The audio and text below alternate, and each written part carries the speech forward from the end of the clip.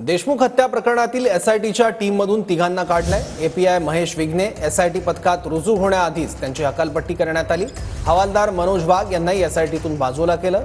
जितेंद्र आव्हाड यांच्या आक्षेपानंतर उचलबांगडी करण्यात आली आहे। अधिकारी वाल्मिक कराडच्या जवळचे असल्याचा आरोप करण्यात आला होता।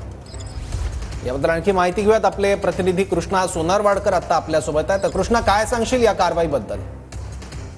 सौरभ, खरं तर ही कारवाई अद्याप झालेली नाहीये। यामध्ये तांत्रिक बाब समजून घ्यायची झाली तर जो शासन निर्णय जारी करण्यात आलेला होता की संतोष देशमुख यांच्या हत्येच्या प्रकरणासाठी एसआयटी स्थापन करण्यात आलेली आहे आणि त्यामध्ये बीड गुन्हे शाखेतील अधिकारी महेश विघ्ने आणि कॉन्स्टेबल मनोज वाघ यांची सुद्धा नावं त्या शासन निर्णयाच्या GR मध्ये समाविष्ट करण्यात आलेली होती। मात्र आता तांत्रिक बाब जी आहे ती स्पष्ट येते आहे।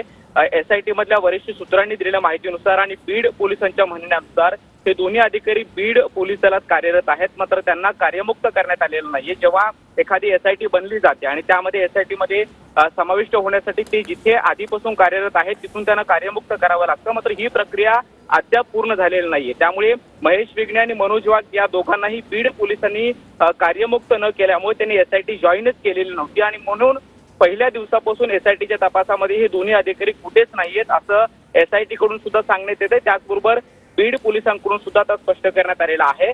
जी एसआयटी बनण्यात आलेली आहे त्या एसआयटी मध्ये हे दोन्ही अधिकारी आहेत, दोन्ही पोलीस अधिकारी आहेत, मात्र बीड पोलिसांनी अद्याप त्यांना कार्यमुक्त न केल्यामुळे एसआयटीच्या तपासामध्ये अद्याप ते सहभागी झाले नाहीयेत असं एसआयटीच्या वरिष्ठ सूत्रांनी आता माहिती दिली आहे। त्यामुळे जे काही आरोप महेश विघ्ने आणि मनोज वाघ यांच्यावरती पहिल्या दिवसापासून होत आहेत की वाल्मिक कराड यांच्याशी त्यांचे जवळचे संबंध आहेत आणि ते वाल्मिक कराडची कशी काय चौकशी करू शकतात किंवा काय चौकशी करतील, मात्र आता एसआयटीच्या वरिष्ठ सूत्रांनी ही माहिती दिलेली आहे की हे दोन्ही अधिकारी अद्याप त्यांनी एसआयटी जॉईन केलेले नाही आणि त्यामुळे पहिल्या दिवसापासून तपासात ते कुठेही सहभागी झालेले नाहीयेत। सौरभ, ठीक आहे कृष्णा, धन्यवाद या माहितीबद्दल। तर महेश विघ्ने एसआयटी पथकात रुजू होण्याआधीच त्यांची हकालपट्टी करण्यात आली आहे। हवालदार मनोज वाघ यांनाही एसआयटीतून बाजूला करण्यात आलंय।